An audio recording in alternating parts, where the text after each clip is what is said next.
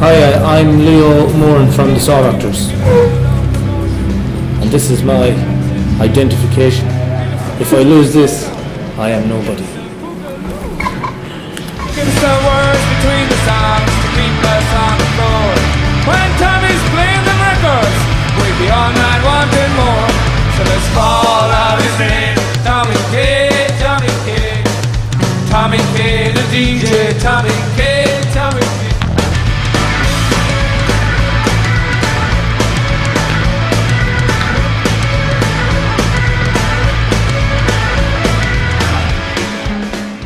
Well, I think we just kind of fell together because there was loads of people writing songs in tune, and we just had a common interest, so we learned how to write them and play them, and it was basically just kind of fell together out of the songs, around the songs. There was a band in tune called Blaze X one time, and they were brilliant. They broke up, and there was a lot of stuff left after them, so we started playing them.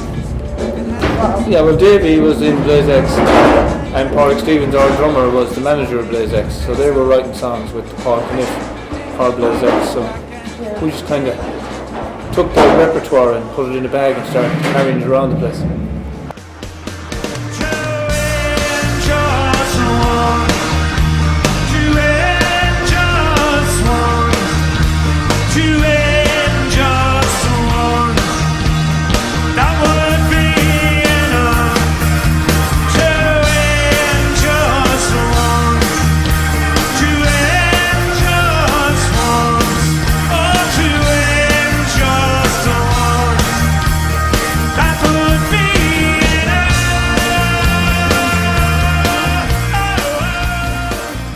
Oh yeah, the lineup changed a lot. The original lineup we had over here originally was we supported the Water Boys, and we had Pierce Doherty and Terps and Porrick Stevens, and Davey and myself. So there's only Davey and myself left from the people who were here originally in 1989.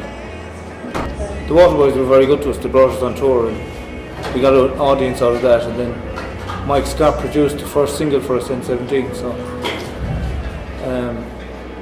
It was a great leg up and a great start to get. And I wish I was on a 17. Yes, I wish I was on a 17. I'd be traveling and trust my passing dreams. Oh, oh, oh.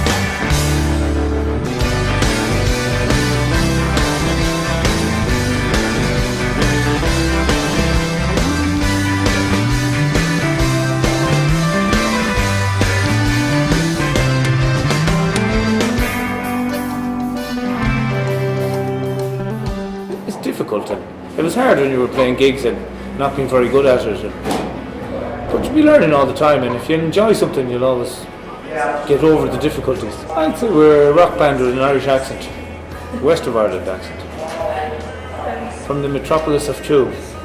Oh God, we've lovely people following us, so especially around Britain, they're so loyal and dedicated. We get a lot of people that go to more than one gig on the tour as well, so people come year in, year out, and they bring their friends. It's amazing. We're very, very lucky. Do you have like regular people who come to all the gigs and that? Yeah, I could probably tell you 30 faces that are going to be in the front row tonight. And I'll go out and see them and I go, oh yeah, I knew he'd be there, I knew she'd be there. It's lovely. I think Facebook is brilliant for bands because it allows you to tell people what you're doing.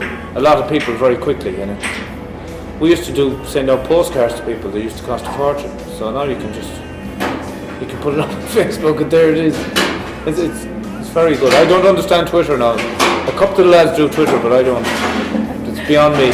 Yeah, we've been here now doing this tour in winter time for it must be 20 years. We go to the States in March, and we've been doing that for years as well. And then bits and pieces.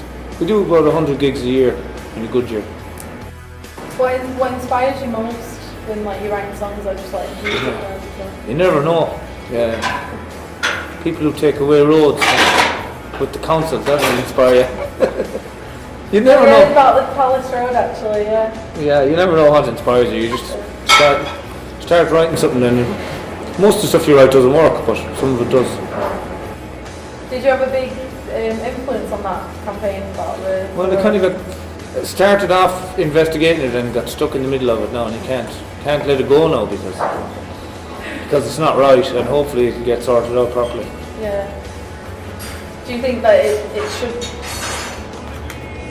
Do you think that it's wrong that what they're doing with the road? Oh, no doubt. Like they took away the people's asset. It was a community asset, Yeah. and it was a false promise. There was a big shopping centre promised, and there's nothing. It's just a car park. So that wasn't the deal. So it's a crooked deal. So we want the road back. Oh, it was great crack. It's a great song. We were just delighted to be part of it, and Tony Hatch, who wrote it, emailed us and said he liked it. So we were delighted with that. It's nice to get an endorsement from the writer. How did that come about with like Julie Clark as well?